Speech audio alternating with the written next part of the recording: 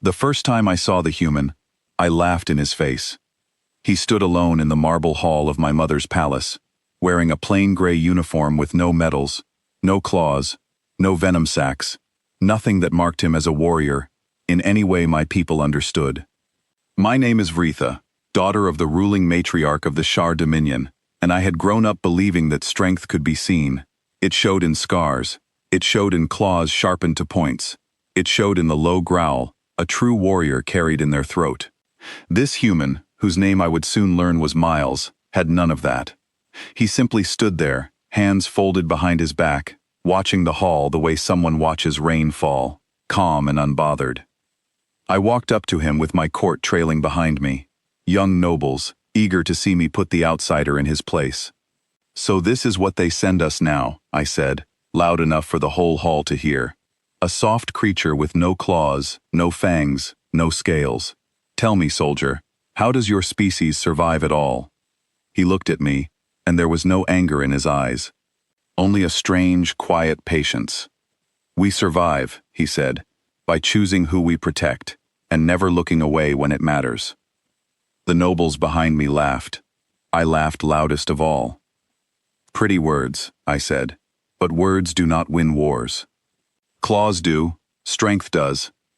I stepped closer, close enough that my shadow fell over him. "I challenge you," I said. "A duel. First blood only. Let us see if your pretty words hold up when claws are involved." The hall went silent. Even my own guards shifted uneasily. A challenge like that, spoken to a foreign soldier under diplomatic protection, was not something taken lightly. Miles did not flinch. He simply shook his head. "I decline," he said. The hall erupted into muffled laughter again, sharper this time, crueler. "Coward," I said, letting the word hang in the air like a blade. "I always thought your kind hid behind treaties because you had nothing else. Now I see it clearly. You are prey wearing a soldier's uniform." An elder standing near the throne stepped forward, an old female named Kalis, one of my mother's most trusted advisors. Her voice was tight, urgent. "Vretha," she said, "you do not know what you are saying. Think of Ganymede." I turned to her, irritated. "What of it? A footnote in some old treaty. I was a hatchling then. It means nothing to me." Kalis opened her mouth to explain, but before she could speak, the great doors at the end of the hall slammed open. My mother entered. She was not wearing her usual formal robes. She wore the ceremonial armor of our people, the kind reserved only for remembrance days, polished black plates etched with old symbols I barely understood. I had seen her wear it only once before, standing before a memorial wall none of us were ever allowed to ask about. The entire hall fell silent instantly. Nobles who had been laughing moments ago now stood frozen, unsure what was happening. My mother's eyes found me first, and what I saw there was not anger. It was something heavier, disappointment mixed with old grief. She walked past me without a word and stopped directly in front of Miles. And then, in front of the entire court, in front of every noble family of the Dominion, my mother, the ruling matriarch of the Khazar people, knelt. I could not breathe. No one knelt before outsiders. No one knelt before anyone, not even among our own kind, except in the rarest and most sacred moments. She rose only slightly, turning to face the stunned hall. "Bow," she said. Her voice cracked slightly, something I had never heard from her before. "Bow before him, all of you, especially you, Vretha." I stood frozen, my mind refusing to accept what my eyes were seeing. "Mother," I said quietly, "what is this?" She turned to me, and for the first time in my life, I saw tears forming at the edges of her eyes. "Sit," she said to the hall. "All of you. I will tell you why." The court obeyed instantly, settling onto the stone benches lining the hall. I remained standing, too shaken to move. My mother began to speak, her voice steady now, though something ancient and painful moved behind her words. "Many years ago," she said, "before I became matriarch, I was a young diplomat, unranked, untested, sent on a routine mission to a colony world near the edge of our territory. It was supposed to be simple, a trade negotiation, nothing more." She paused, her eyes distant, as though she were standing there again. But the world was not safe. A hostile fleet, remnants of an old war, found our convoy stranded on the surface. We had no defenses, no warriors strong enough to fight them off. We sent distress calls to every allied fleet within range. Her voice grew quieter. Every single one refused to come. The odds were too great, the treaties too weak to demand such a sacrifice. We were, by every measure that mattered to the galaxy at that time, already dead. She looked at Miles now, and something in her expression softened completely. Except one team did not refuse. The hall was utterly silent. Even the wind outside seemed to still. A human extraction team, she continued. 5 soldiers. No reinforcements. No hope of survival if they engaged. And yet they came anyway. Not because a treaty demanded it. Not because there was any reward waiting for them. They came because, as I would later learn, humans do not leave people to die when they still have the strength to fight for them. She turned back to the hall.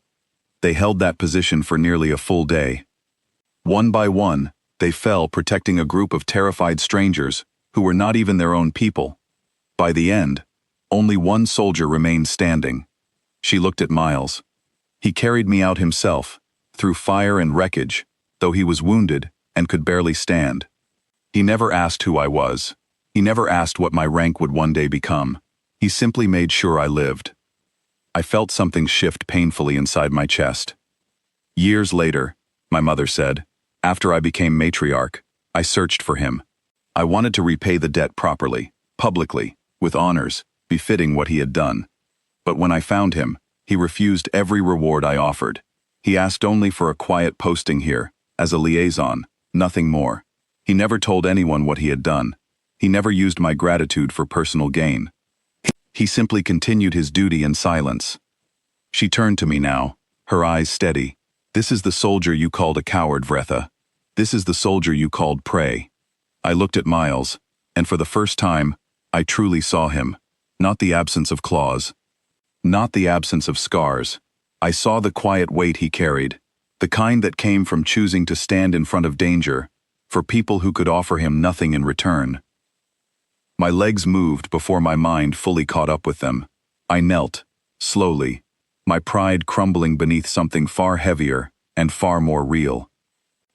I misjudged you, I said, my voice barely steady. I am sorry. Miles stepped forward gently and extended a hand toward me, palm open, not to strike, but to help me rise. You don't need to kneel, he said softly. I never wanted a debt repaid. I only wanted it understood.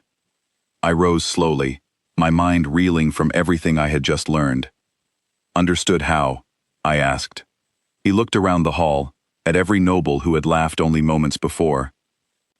Strength isn't only measured by what you can do to someone, he said. Sometimes, it's measured by what you're willing to do for someone, even when there's nothing in it for you. The hall remained silent, but it was a different silence now, heavy with reflection instead of mockery. My mother placed a hand on my shoulder. I did not tell you this story sooner, because I hoped you would learn respect on your own, she said. I see now that some lessons must be given directly. I nodded, unable to find words worthy of the moment. Over the following weeks, I found myself seeking Miles out, not to challenge him, but to understand him. I asked him about his home, his people, the world that raised soldiers willing to die protecting strangers who could never repay them. He answered patiently, never boastful, never seeking praise, simply honest.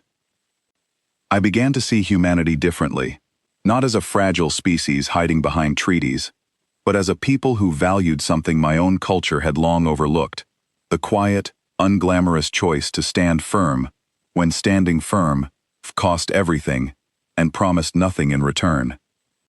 Months later, during a formal ceremony honoring old alliances, I stood beside Miles as an interpreter, a role I had once considered beneath my station.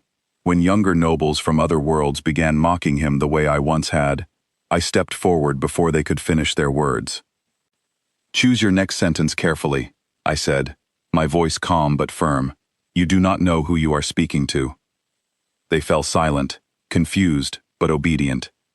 Miles glanced at me with the faintest hint of a smile. You've changed, he said quietly. No, I replied. I simply finally understood what strength actually looks like. Years later, I would tell this story to my own daughter, standing in the same hall where I had once mocked a soldier who asked for nothing and gave everything. I would tell her about claws and scars, about the strength my people valued for generations, and then I would tell her about the quiet courage of a man who chose to stand between strangers and death, expecting nothing in return. And I would end the story the same way my mother once ended hers to me. By asking her to bow, not out of fear, and not out of obligation, but out of true, earned respect. Because some victories are won with claws, and some are won by simply refusing to walk away when it matters most.